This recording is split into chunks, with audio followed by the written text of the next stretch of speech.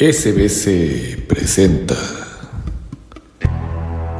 ¿Te has preguntado por qué algunos eventos en la Tierra nos resultan aún inexplicables o desconocidos, a pesar de que la especie humana lleva más de 200.000 años sobre el planeta? Esta noche, SBC Radio, con la conducción del ingeniero Horacio Muñoz, te llevará en una jornada de exploración a través de los misterios y enigmas que al paso del tiempo y la historia han dejado a los estudiosos y eruditos sin respuestas y con interrogantes. Demos paso pues al tema de esta noche. Comencemos.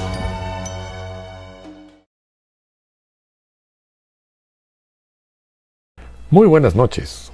Les damos la más cordial bienvenida a un episodio más de la Galería del Misterio Musical. La noche de hoy exploraremos un tema tenebroso y a la vez enigmático para la gente que gusta sobre las leyendas del mar y los océanos. ¿Has escuchado alguna leyenda o relato sobre barcos fantasma? ¿Qué pensarías si te presentaran pruebas contundentes de la veracidad de dichos relatos? ¿Te has preguntado si en este momento alguna embarcación está teniendo contacto con una embarcación fantasma? Como es costumbre, un servidor, Horacio Muñoz, será su guía en la exposición de los datos más inexplicables y asombrosos sobre los casos comprobados y que las autoridades marítimas a nivel mundial aún no dan crédito y no han podido explicar el por qué algunas desafortunadas embarcaciones se han sumado a las leyendas más tétricas del salvaje mar. Nuestra cita con este enigma será enmarcada, como es tradición, con las melodías más selectas de una banda extraída de la galería musical de SBC Radio. Les recordamos que pueden ver la repetición de esta emisión por nuestro portal de YouTube, @SBC Corporativo. Por último, SBC Radio presenta estos casos con el único fin de divulgarlos con nuestros radioescuchas. Pero vamos a sumergirnos en el misterio de modo amplio. Desde la más remota antigüedad, el mar ha sido como un testigo mudo de hechos extraños e inexplicables. Sus inmensas aguas han guardado a lo largo de los siglos innumerables secretos.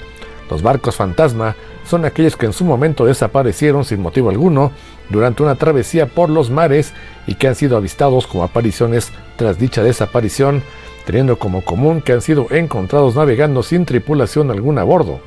Forman parte de estas leyendas y el más famoso de todos los tiempos es sin duda el holandés errante, pero esta noche nos ocuparemos de 3 casos que hasta la fecha siguen siendo un enigma y que retan a la razón y a la cordura. El caso del Mari Celeste. El 5 de diciembre de 1872, la goleta Dei Grazia, que había zarpado de Nueva York unas semanas antes hacia Gibraltar, hizo un descubrimiento extraño a 500 millas de las Islas Azores. En el horizonte, la silueta a la deriva de un barco de vela fue avistado por el vigía.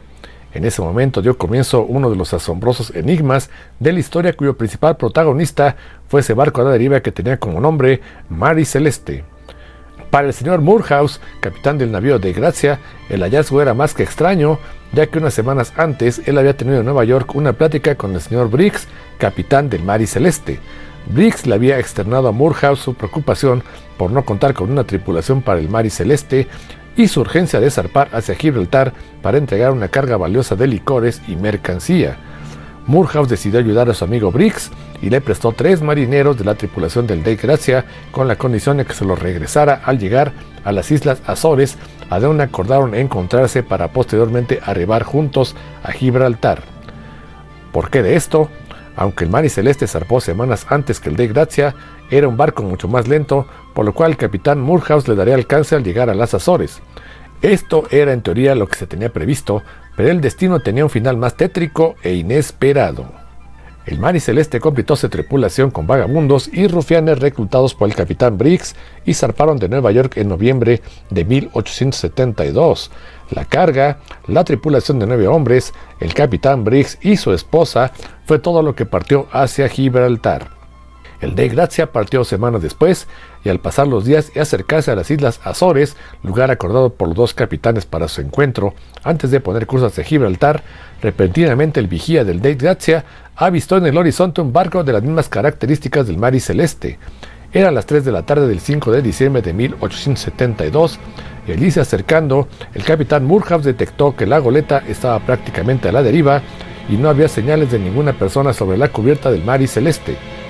Moorhouse, tras ordenar hacer las señales de rigor de saludo con banderas y sin obtener respuesta, y en vista de que todo parecía abandonado, ordenó a su primer oficial Oliver Devieux y a su piloto John Johnson que arriaran un bote salvavidas y abordaran el Mari Celeste. Cuando el bote en el que viajaban los hombres llegó al Mari Celeste, ya había caído la noche y la luna alumbraba la escena en medio de un mar tranquilo. Ya en cubierta, los hombres revisaron cuidadosamente la misma sin hallar el menor signo de vida, pero cuando la pareja llegó a la bodega, iban a comenzar los hallazgos más inexplicables, como que la carga valiosa del Mari Celeste estaba intacta y sin signo de violencia o destrozos. Al recorrer el barco y llegar a la cabina del capitán, detectaron la pipa aún humeante del señor Briggs, las alhajas de la esposa del capitán y el libro de la bitácora del mismo que tenía señalada la fecha 24 de noviembre de 1872, esto es, 10 días antes del hallazgo. Los hombres siguieron recorriendo la goleta y en la cocina encontraron una tetera con agua que aún estaba caliente, lo que significaba que minutos antes debió haber gente cercana. Al seguir su recorrido en la cubierta, el Mari Celeste seguía reservando sorpresas macabras para sus visitantes, como el encontrar ropa tendida que aún estaba escurriendo agua, significando que acababa de ser lavada. Los dos hombres, aterrorizados, abandonaron el Mari Celeste y regresaron al Dei Gracia para informar al capitán Moorhouse sus hallazgos. El capitán Moorhouse decidió personalmente corroborar el informe de sus marinos, por lo que se dirigió con algunos de sus hombres hacia el Mari Celeste. Al llegar y revisar con más cuidado la bitácora, Moorhouse notó que la última posición reportada por el capitán Briggs era a 500 millas de donde habían encontrado el barco a la deriva. Aquí comenzaban las interrogantes. ¿Cómo había llegado el barco solo hasta el lugar en que los dos hombres habían acordado semanas antes? ¿Por qué habían abandonado el barco dejando un cargamento valioso de miles de dólares? ¿Por qué, si la última anotación había sido 10 días antes, cómo fue posible el hallazgo de la tetera caliente y la ropa húmeda recién tendida? El capitán Moorhouse decidió remolcar con algunos de sus hombres el Mari Celeste hasta Gibraltar para cobrar la recompensa que era costumbre en aquellos años por entregar embarcaciones que eran rescatadas. Las dos embarcaciones llegaron a Gibraltar el 13 de diciembre de 1872 sin contratiempos, y el capitán Moorhouse rindió su declaración ante el Tribunal Marítimo de Gibraltar, relatando los hechos desde el encuentro con el capitán Briggs en Nueva York. Por la entrega del barco, recibió $8,000 de recompensa. El Tribunal Marítimo nunca pudo determinar una explicación de lo que había pasado en el Mari Celeste y determinó para cerrar el caso que la goleta había sido presa de un motín de la tripulación. Pero a los radioescuchas les dejamos las siguientes interrogantes. Si el Mari Celeste hubiera sido presa de un motín, ¿por qué los amotinados abandonaron la carga valiosa, las alhajas del capitán? No había una sola señal de violencia a bordo y se tomaron la calma de poner una tetera y lavar ropa. Mismo caso aplica en el caso de que el Mari Celeste hubiera sido atacado por un barco pirata, ya que si hubiera sido este el caso, debieron ser piratas muy educados, ya que no había nada absolutamente roto, desordenado, y aplicando lo que se dijo de cero señales de violencia, la carga estaba intacta. Lo sucedido al Mari Celeste no ha podido ser explicado satisfactoriamente por ninguno de los investigadores que hasta el siglo XIX, el siglo XX y lo que va del siglo XXI han tratado de dar argumentos lógicos sobre el destino de la infortunada tripulación. Todo esto, pese a que todos los detalles del caso constan y están disponibles en el archivo del Almirantazgo Británico. Pero este no es el único caso inexplicable del mar. Como veremos, existen casos documentados y verídicos que ofrecen enigmas aún no desentrañados, y nos serviremos de ellos para demostrar que existen terrenos que las normas del pensamiento racional no son capaces de explicar, todos con los misterios del mundo. Ha llegado la hora de abrir nuestra galería musical de CBS Radio de esta noche. Para el episodio de hoy, la galería ha seleccionado a la banda de Carlos Santana para darle marco al enigma de hoy. Escucharemos 3 melodías que sin duda serán de su agrado. En primer lugar, estamos escuchando Samba Pa' Ti del álbum Abraxas del año 1970. Seguiremos con Black Magic Woman del mismo álbum y finalizaremos esta primera galería musical con Say It Again del álbum Beyond Appearances del año 1985. Estás en la Galería del Misterio Musical, a través de SBS Radio. Regresamos. Regresamos a este episodio de la Galería del Misterio Musical donde estamos dándoles a conocer a nuestros radioescuchas los casos de mayor impacto que han sacudido a la Marina y a los hombres de mar en cuanto a eventos perfectamente documentados de barcos fantasmas que no han podido ser explicados a lo largo de los siglos. El caso del barco fantasma que el Helen Austin encontró. Los aparejos tensos contra las arboladuras cogían en una cadencia lúgubre que llevaba el ritmo perezoso de la goleta abandonada mientras se desplazaba muerta sobre el embravecido océano Atlántico. Sus cubiertas de teca denunciaban que alguien las había limpiado hacía poco tiempo. Las cuerdas y la vela mayor estaban desplegadas con mayor esmero e indicaban que todo se había hecho sin prisas. La botadura de la vela cangreja golpeaba con violencia ambas bordas de la nave con el movimiento del agua. Era evidente que las velas habían sido izadas antes de que el viento disminuyese y cada cuerda fuera de uso estaba apilada en espiral de a la manera de los marinos de Bristol y ningún elemento suelto se veía sobre cubierta. Los dos pequeños chinchorros atados en la parte superior de la cabina de mando parecían ser los únicos botes transportados a bordo. La puerta abierta de la bodega golpeaba contra su marco una y otra vez. El capitán Baker miró sobre su hombro derecho para asegurarse que 4 de sus marinos se hallaban detrás de él. Instintivamente aplastó con su bota una cucaracha del tamaño de un dedo pulgar, mientras indicaba a sus hombres que avanzaran, mientras él empuñaba su revólver Colt. Por enésima vez repitió: ¡No hay nadie a bordo! La única respuesta fue la de la puerta de la bodega que golpeaba al tiempo que la botadura principal chocaba contra la borda de estribor. Mientras los 5 hombres revisaban la proa, Baker se apoyó en el ancla y ordenó a sus hombres que abrieran la escotilla de carga. Miró a su propio barco, el Helen Austin, detenido a unos 800 metros también con calma y con una bandera inglesa desplegada. Pensó en su tripulación que aguardaba noticias. El capitán Baker no se encontraba a bordo de un buque abandonado a quien hubiera golpeado alguna tormenta. La goleta se hallaba en inmejorables condiciones de mantenimiento y bien dispuesto para cualquier travesía marina. Las dos naves se vieron con calma a la vista una de otra durante varios días antes de que estuviesen en una distancia como para escuchar los saludos que habitualmente se intercambian los marinos de la época. Era el 20 de agosto de 1881 y el capitán Baker pensó que sería un buen botín. «¡Está lleno de maderas!», gritó una voz desde la bodega. «¡Y parece caoba!». Aparentemente el barco estaba en ruta hacia Honduras o hacia algún otro puerto de América Central producto de la caoba cuando fue encontrado por el Helen Austin en mitad del camino entre Bermudas y las Bahamas y cuando seguramente se dirigía a Inglaterra o al Mediterráneo. Su libro de bitácoras se había perdido, así como los letreros con el nombre del velero. Nada pudo hallarse que identificara al velero o quienes iban a bordo. Sin embargo, no había signos de violencia y, al contrario a lo sucedido del Mary Celeste, el barco no presentaba signos de haber sufrido daños. Por otra parte, estaba repleto de provisiones. Después de volver al Helen Austin, el capitán Baker organizó una tripulación que puso a bordo de su nuevo barco. Las órdenes fueron que tan pronto como el viento se hiciese sentir, las dos naves se dirigieran hacia Boston, destino original del Helen Austin. Antes de que tuviesen que navegar camino al sur por los vientos frontales que encontró durante 2 días, los barcos derivaron casi a la vista uno del otro, por momentos a una distancia tan corta como para escucharse. Al final del segundo día, las altas olas del mar desaparecieron e inundaron la zona de una deslumbrante calma. El capitán ordenó a ambas embarcaciones que se aprestasen a virar y guardasen todos los elementos sueltos. Su instinto marino le advertía que la normalidad de este aire tan tranquilo era el presagio de un drástico cambio en el clima. Este llegaría pronto al lugar donde navegaban los dos veleros, y aun cuando los barómetros de ambos barcos no indicaban ninguna alteración, cuando llegó el cambio poco después de la medianoche, trajo una borrasca desde el noroeste. Fue tan repentina la transición de la quietud a la tormenta que los buques apenas pudieron izar sus velas de tormenta.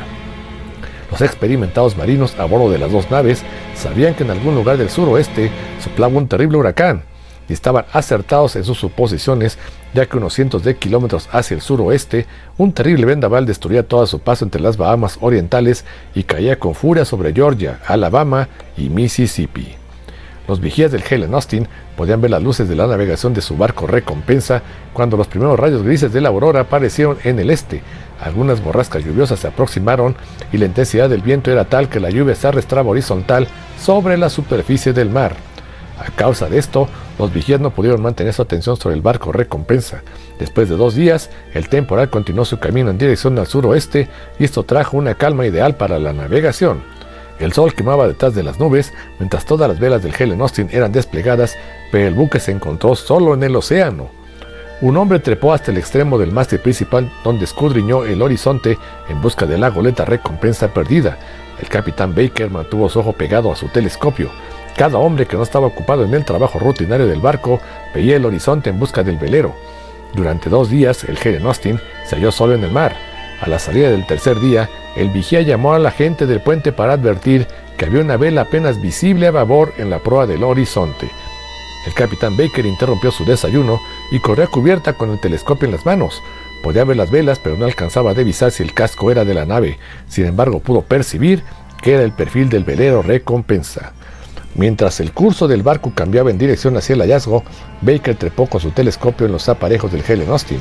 Se puso de pie con una mano enlazada al mástil y con la otra colocó el lente a su ojo y pudo ver que era en efecto el barco recompensa. Mientras se aproximaba al botín, todo el mundo a bordo, desde el capitán hasta el último grumete, se dieron cuenta de que algo raro sucedía. La goleta navegaba de forma errática, de manera tan caprichosa que el bote ballenero enviado desde el Helen Austin debió perseguirlo por más de 1 hora. Con el bote remolcado a popa, los hombres que llegaron se dividieron en la goleta y registraron y buscaron por todo el buque, pero no pudieron encontrar una huella de sus compañeros. No solo faltaba la nueva tripulación, las provisiones no habían sido tocadas, nadie había dormido en las literas y el nuevo libro de bitácora tampoco estaba a bordo. Las luces de navegación se consumieron. Las habían llenado de aceite de ballena en el momento de que la nueva tripulación se incorporó a la goleta y estuvieron encendidas durante 3 días continuamente, y era como si nadie jamás hubiera subido a ese velero. El capitán Baker no solo era un hombre escéptico, sino también era un terco, y eso significaba que deseaba llevar los 2 buques a puerto. Luego de lo que debió ser algo más que una persuasión por parte de Baker, otra tripulación asignada abordó el buque recompensa. Sus órdenes eran permanecer dentro de la vista del Helen Austin. Botes salvavidas se les amarraron a la popa llenos de provisiones. Los hombres persuadidos fueron aconsejados a abandonar el barco al menor signo de algo anormal. Todos iban armados. Debían efectuarse 3 disparos como señal de emergencia. Excepto en los momentos en los que se encontraban trabajando, los hombres debían permanecer a la vista del resto de sus compañeros en todo momento. Aparte del habitual tañido de la campana del barco cada media hora, se añadió un toque extra que debía sonar cada 15 minutos. Todo marchaba bien hasta que en la tarde del segundo día el cielo se nubló y cayó una ligera llovizna. La visibilidad se redujo a menos de 100 metros y el viento disminuyó a 5 nudos. Los 2 veleros se deslizaban a menos de 2 nudos. Entonces el buque recompensa pareció quedarse atrás antes de que la gente del Helen Austin pudiera advertir lo que sucedía y desviar el rumbo de su velero hacia la goleta recompensa. El misterioso barco fue tragado lentamente por la niebla. Los 2 buques estuvieron separados por una distancia de 10 veces su largo. En 15 minutos, el Helen Austin regresó al lugar donde la goleta había sido vista por última vez, pero su tripulación solo vio lluvia y mar. Mantuvieron un impresionante silencio. Mientras, todos los hombres trataban de escuchar algún sonido del otro barco, pero aparte del ruido de su propio velero contra el oleaje y la lluvia que golpeaba la cubierta, no se escuchó ninguna señal. Dispararon al aire con sus armas. Lanzaron un cañonazo. Las voces gritaron y la campana del buque sonó durante largo rato. Sin embargo, no hubo respuesta. El barco fantasma se desvaneció con la tercera parte de la tripulación del Helen Austin y ninguno de ellos fue vuelto a ver. Dejamos este relato para que nuestros radioescuchas saquen sus propias conclusiones y una explicación lógica, si es que existe. Y mientras, llega el momento de hacer nuestra segunda pausa para abrir la galería musical de CBS Radio de esta noche. Siguiendo con lo más selecto de Santana, escucharemos en primer lugar Oye Cómo Va del álbum Abraxas del año 1970. Posteriormente escucharemos Europa del álbum Amigos del año 1976. Y cerraremos la galería con el éxito Smooth del álbum Supernatural del año 1999. No te despegues de CBS Radio, porque siguen los enigmas. Continuamos con la Galería del Misterio Musical, donde hemos ido analizando los casos más enigmáticos de barcos fantasmas registrados en los últimos siglos. Tradicionalmente el mar ha sido una fuente inagotable de inspiración para los escritores y cineastas especializados en el terror. Procedente del mar encontramos todo tipo de bestias que habitan las insondables e inexplorables profundidades de los océanos, así como multitud de leyendas sobre fantasmales barcos portadores de malos augurios. Pero ¿qué decir de casos de barcos fantasmas sucedidos en el siglo XX? Un siglo donde los avances de la ciencia, la radiocomunicación y los barcos impulsados por vapor o diésel no daría pie a un caso como los descritos en los primeros segmentos de esta galería del misterio musical, pero para la sorpresa de nuestros radioescuchas, hay varios casos tan macabros como inexplicables que han dado de qué hablar entre los hombres de mar del siglo XX. El caso del Urang Medang. Les presentamos en este último segmento un caso acontecido en 1948. El protagonista de esta historia, de este misterio marítimo, fue el barco llamado Urang Medang. Lo sucedido de esta embarcación es uno de los enigmas más inquietantes en toda la historia de la navegación por una sencilla razón. La tragedia que terminó con ella se presentó de una manera tan sorpresiva y dramática que mucho tiempo después de producirse, los testigos seguían resistiéndose a creer lo que presenciaron. Lo insólito de esta tragedia no solo consistió en el hecho de que sus tripulantes murieron de causas desconocidas, sino en circunstancias de que detrás de esa tragedia hubo algo que iba más allá de la comprensión y produjo tan desasosiego que las autoridades marítimas europeas de modo precipitado quisieron echar tierra al asunto de modo inmediato.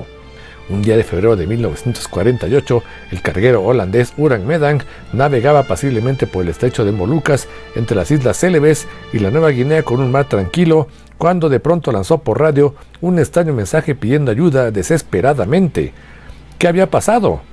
¿Había ocurrido a bordo algún desafortunado percance que obligaba a lanzar tan angustiosa llamada de socorro? Afortunadamente el extraño mensaje no se perdió en el espacio.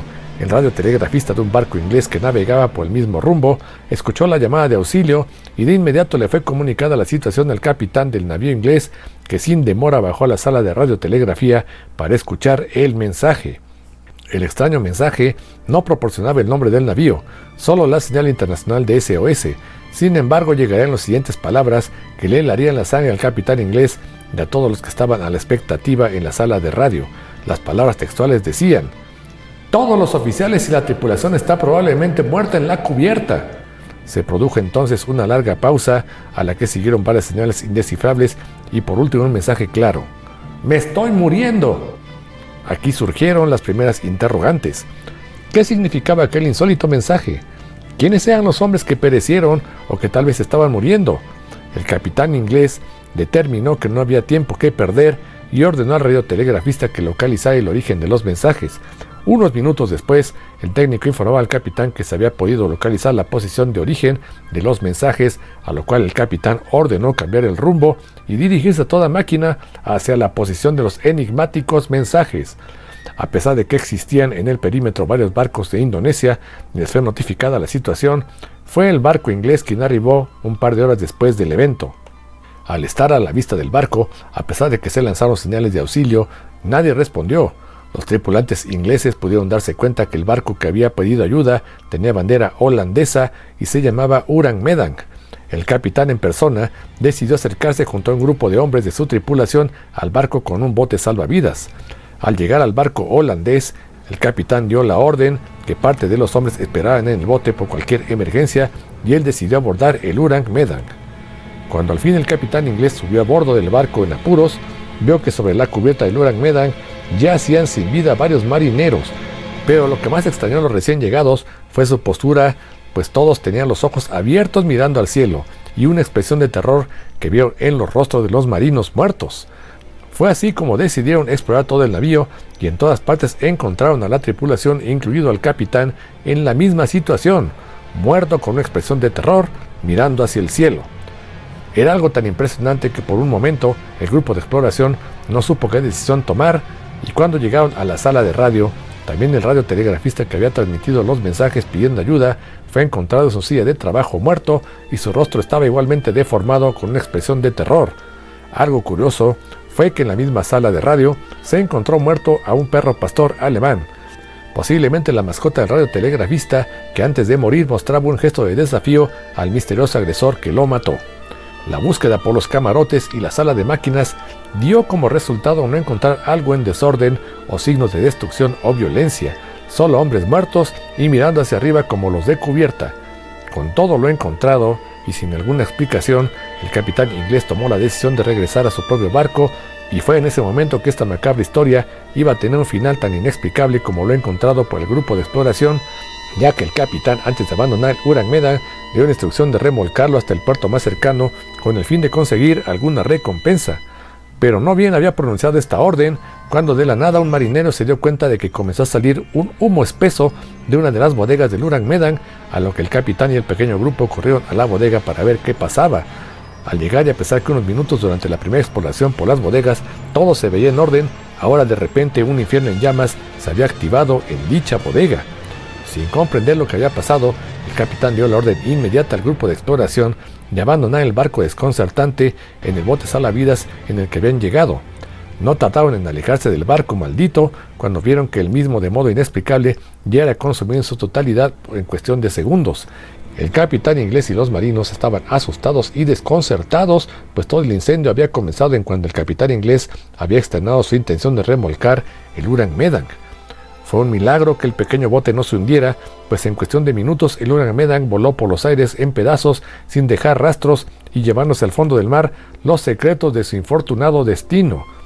Las autoridades marítimas trataron, como hemos visto en los casos anteriores, de explicar el misterioso fin del navío a causa de piratas que habían abordado el navío.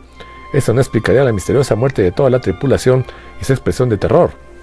Las autoridades marítimas justificaron la muerte a un tipo de gas, cosa que los investigadores del caso descartan, pues si bien los hombres de las bodegas pudieron morir por este motivo, no así los hombres en cubierta que estaban al aire libre para respirar. Pocos días después, el barco inglés, cuyo nombre así como su capitán fueron ocultados por las autoridades marítimas, llegaban a su puerto destino a rendir un informe completo. La noticia fue de primera plana en Singapur y las autoridades marítimas inglesas decidieron archivar el caso de modo precipitado para evitar más conjeturas. Nosotros, en la Galería del Misterio Musical, analizando el dictamen de las autoridades marítimas, en el sentido de que la muerte les habría llegado a estos hombres por algún gas desde las bodegas, hacemos las siguientes preguntas. ¿No sería que la muerte no les llegó desde abajo, sino de algo situado desde arriba en sus cabezas antes de matarlos? Pero ese algo, ¿qué fue? ¿Y acaso ese mismo algo no fue el que hizo volar el navío al descubrir que se pretendía remolcarlo para conocer sus secretos que estaban en su interior?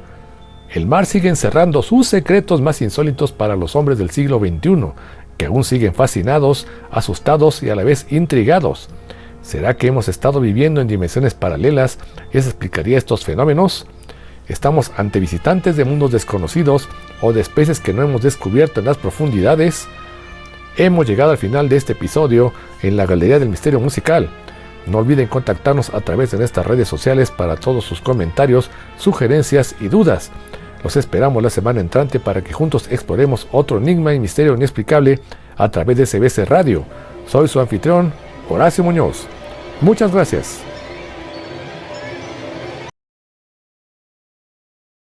Cerremos la galería musical y el enigma de esta noche. No olvides que tenemos una cita la siguiente semana por SBC Radio a la misma hora para seguir explorando más temas interesantes y sus misterios asociados, engalanados por la más selecta selección de nuestra galería musical. Hasta entonces.